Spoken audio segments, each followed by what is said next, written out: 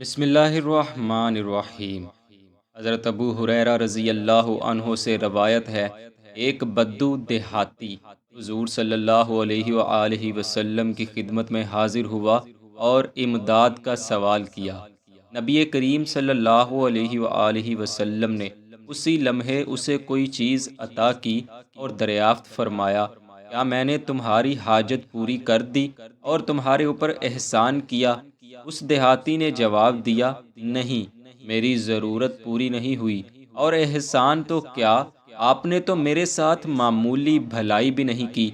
اس دیہاتی کا سخت رویہ دیکھ کر وہاں موجود صحابہ کرام کو غصہ آ گیا، اور ان میں سے چند کھڑے ہو کر اس دیہاتی کی طرف بڑھے، لیکن حضور صلی اللہ علیہ وآلہ وسلم نے صحابہ کرام کو اشارہ فرمایا اور انہیں اس کی طرف بڑھنے سے روک دیا۔ حضرت اکرمہ حضرت ابو ہریرہ رضی اللہ عنہ سے مزید روایت کرتے ہیں کہ اس کے بعد حضور صلی اللہ علیہ وآلہ وسلم وہاں سے اٹھے اور اپنے مکان میں تشریف لے گئے، اور کچھ دیر بعد اس اعرابی کو بھی اپنے گھر بلا بھیجا۔ وہ اعرابی جب آپ کے گھر گیا تو آپ نے فرمایا، تم ہمارے پاس آئے اور ہم سے سوال کیا تھا، ہم نے جو کچھ دیا، لیکن تم نے اس پر جو بھی کہا وہ کہا۔ پھر آپ صلی اللہ علیہ وآلہ وسلم نے اس کو کچھ اور مال عطا کیا اور دریافت فرمایا، اب بتاؤ، کیا میں نے تمہارے ساتھ اچھا سلوک کیا؟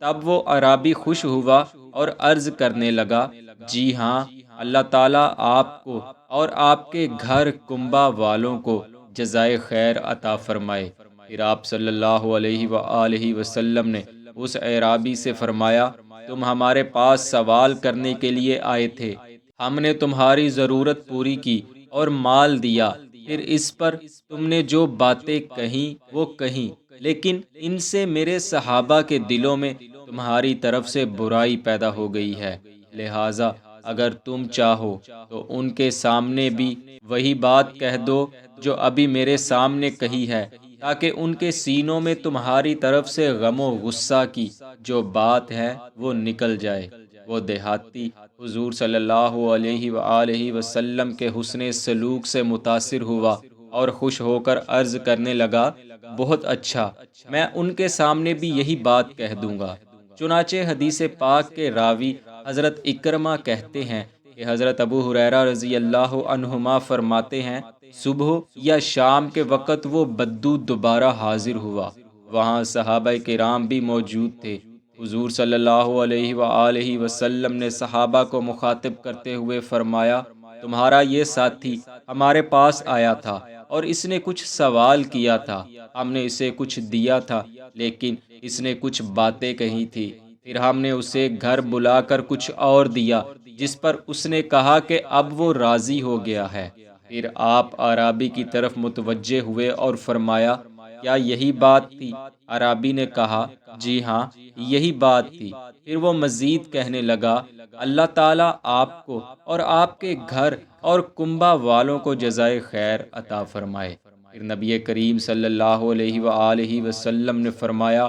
میری اور اس دیہاتی کی مثال اس آدمی جیسی ہے جس کی ایک اونٹنی بدک گئی، اس کے پیچھے لوگ لگ گئے تاکہ اسے پکڑ سکیں، مگر اس وجہ سے وہ اور زیادہ بگڑ گئی۔ پھر اونٹنی والے نے لوگوں سے کہا، تم لوگ اس کا پیچھا چھوڑ دو، میں اسے خود پکڑ لوں گا، میں اس کے مزاج و عادت کو خوب جانتا ہوں، میں نرمی کر کے اسے پکڑ لوں گا۔ پھر اس کا مالک خود اس کی طرف چلا اور اس کو کسی اونچی جگہ سے پکڑ لیا اور آہستہ آہستہ اس کو واپس لے آیا۔ وہ واپس آ گئی اور بٹھانے سے بیٹھ بھی گئی، اور مالک نے اس پر بوجھ بھی باندھ لیا۔